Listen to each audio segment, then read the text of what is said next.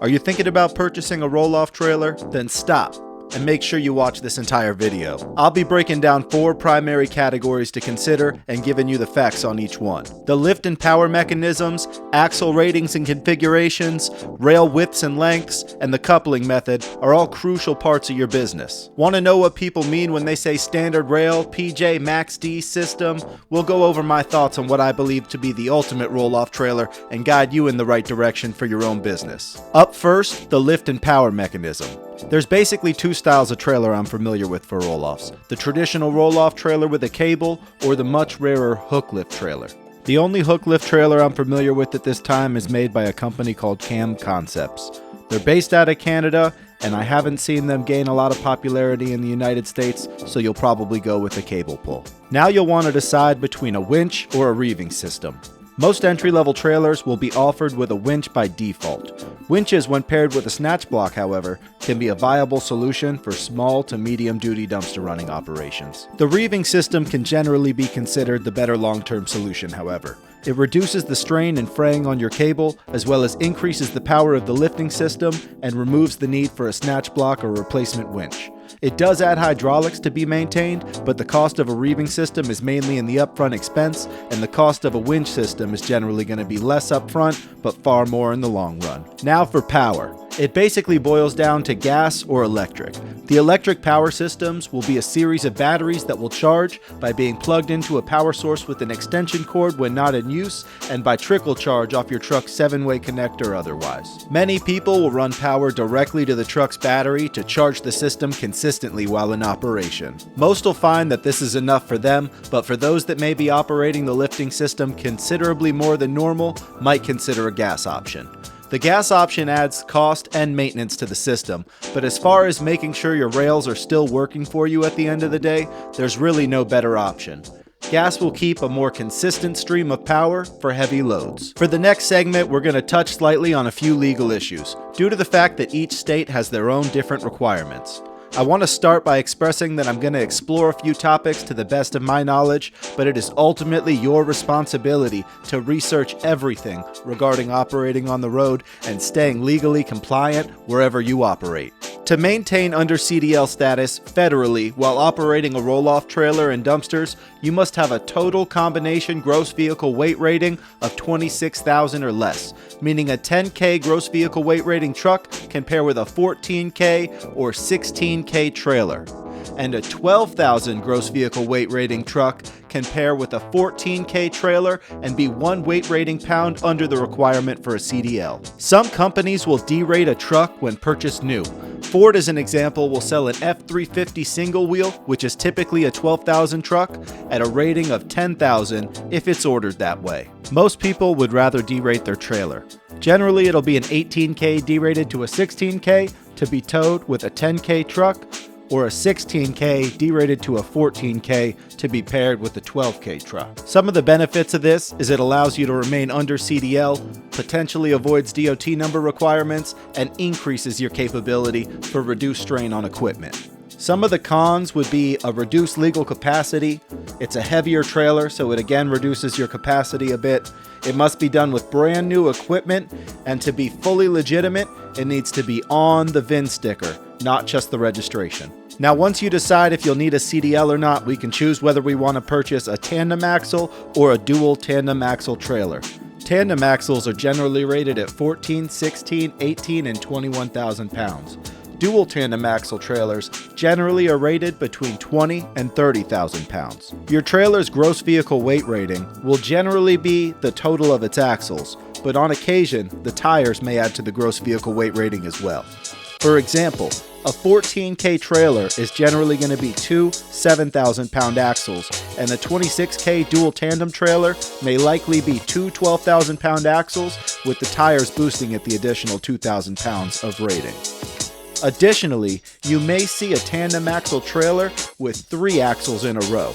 Tandem axles are commonly found in 14, 16, 18K 2-axle arrangements and 21,000 3-axle arrangements. You can identify a dual tandem trailer by seeing 4 tires on each axle and at a minimum 2 axles in a row.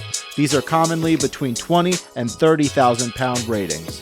Generally over 30,000 pound ratings, people leave the trailers and go straight into the larger trucks. A generic recommendation would be to go for the most capable gross vehicle weight rating that you can operate legally.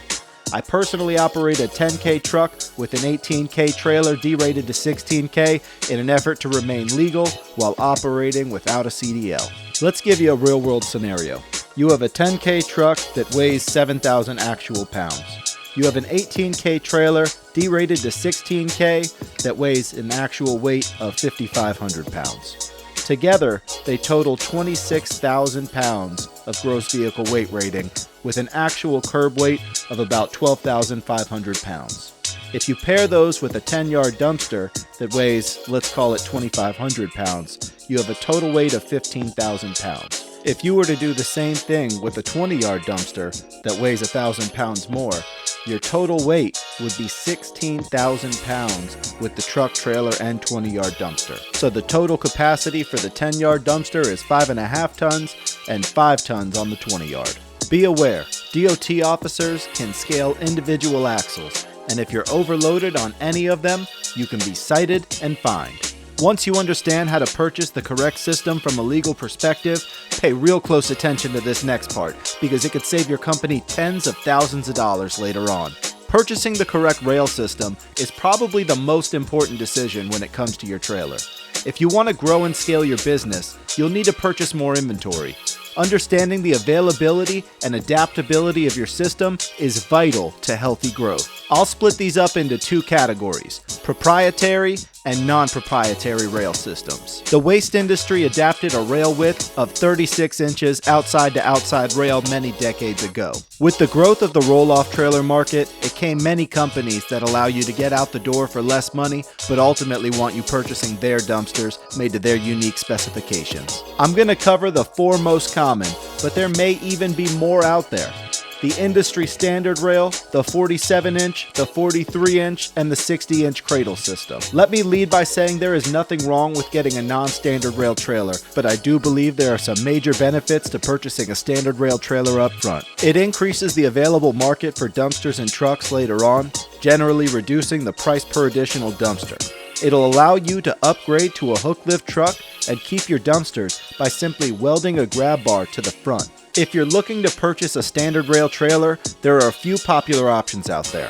3 manufacturers are out of Texas. Those would be Keystone, Texas Pride, and Cougar, previously known as Bison. Nedland out of Wisconsin, Protainer out of Minnesota, Ideal out of California, and American Made is out of Florida. Texas Pride by default is a 47-inch rail system, but will make your trailer to the specs of a 36-inch system upon request. If you hear someone refer to their setup as having Texas Pride or UDump rails, then they're likely referring to the 47-inch separation that those companies use for their rail system. The rail system is probably the second most common option after standard rail, but that may just be in my area. Loadtrail produces a 43-inch rail system and are the only brand that I'm aware of that produces them at this time. The greatest deviation to standard rails comes in the form of the 60-inch Craddle system that a large majority of the brands have been producing. These systems put the dumpster inside the rails as opposed to a traditional system that puts the dumpster on top. There's likely brands in this category that I'm missing. It seems like 4 new companies pop up every year these days producing this rail system. The biggest names that I'm aware of are PJ, MaxD, Lone Star, Horizon, Iron Bull, Durahall, and Big Tex. These are the types of trailers you're generally going to see being sold at a trailer dealer near you. If you order additional dumpsters from these companies, they generally want $6,000 to $8,000 per dumpster because the rail width is unique to them. But you can also contact a dumpster manufacturing shop to see if they can build you some for less. Your other choice for rails will be the length. The only people that should consider rail lengths over 16 foot are those operating within CDL requirements and ideally working out of big open areas. For under CDL operations and those looking to do a lot of suburban or city work, you'll likely be choosing between 12, 14, and 16 foot rail lengths. I would personally say skip the 12 foot completely and decide between the 14 and 16 foot rails. A part of that decision will come down to how you attach to the truck. Are you going to go gooseneck or bumper pull? I personally would say a gooseneck is absolutely essential to operate at a 16-foot rail length. If you're considering a 14-foot rail length, you could probably get away with a bumper pull, but the gooseneck will provide you with more flexibility. If I were to generally give you a recommendation without any more detailed explanation of your plans, it would not be a brand, but rather a style. I believe the 16-foot length, 36-inch wide rail system with a reeving lifting system and the highest possible axle rating you can tow legally is the way to go.